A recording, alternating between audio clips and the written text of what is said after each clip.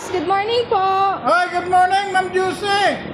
Wow, ladies and gentlemen, Sabado ngayon. Si Ma'am Juicy and Duty.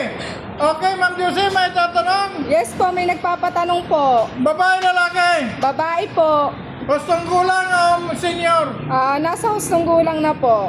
Okay, babae, nasa hustong gulang. Go ahead, anong tanong? Tanong lang po niya. Nagtatrabaho po kasi siya. Ha? Ngayon, may nagkakagusto sa kanyang lalaki, nakatrabaho din niya. Dalaga pa ba yung babae? Yung babae po, dalaga. Yung lalaki po, may asawa.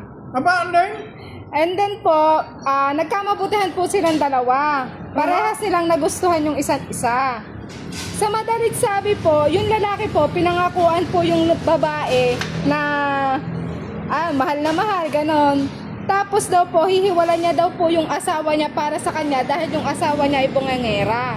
Ano po kayang gagawin ng babae? Naku po, Neng. Ako po yung lalaki. Dumaan din ako sa pagkabata. Dumaan din ako sa... Kasi kami noon, bata pa kami, nag-asawa rin ako. Nagkagusto rin ako sa ibang babae. Maganda misis ko, nagkagusto rin ako sa babae. Then, ang mga lalaki, hindi ko naman nilahat ha. Marami sa mga lalaki, ginagawa lahat ng kasinungalingan. Makabiktima lang. Neng, ako na may sabi, huwag ka maniwala doon. Bakit? Walang misis na bungangira, walang misis na masama ang ugali kung si Mister ay nasa tama. Kaya yung nagbunganga dahil si Mister, tingnan mo ha, nagkagusto siya. Siguro naman ikaw ay nire-regalo-regaloan kanya. Kahit kulang na yung kanyang sahod sa kanyang pamilya, may paregalo-regalo pa siya sa iyo.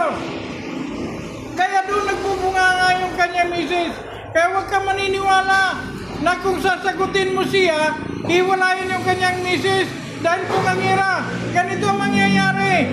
Pagka nadali kanyang lalaki niyan, gayon din ang gagawin. Mapangasawa ka niya, ha? Iwalayin niya yung kanyang original. Ikaw ngayon na mapangasawa, lilipat na naman yun doon sa ibang babae. Sasabihin na naman na ikaw ay masamang ugali at bungangira. Mangako na naman yun doon sa isang babae. Neng, huwag kayong magpapaloko. Napakarami pang lalaki. Kung ikaw ay dalaga, maghanap ka ng walang sabit at totoong-totoo na mahal ka ng lalaki upang huwag namang bababa. Yun lang.